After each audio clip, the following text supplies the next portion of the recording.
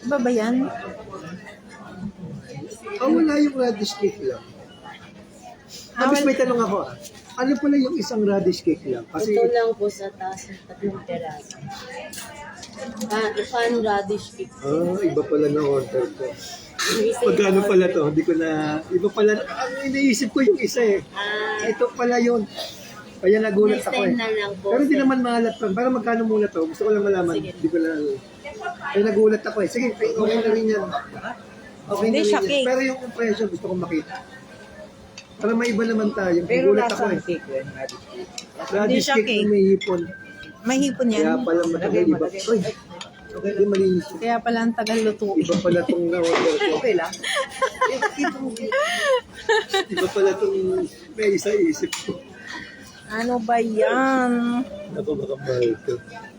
May hipon yan? Magkano? Gusto ko lang malaman. Hindi ko nakita yung price. 225. Pakita nga. Saan? Dalawa pala radish cake dito. Okay. Okay na.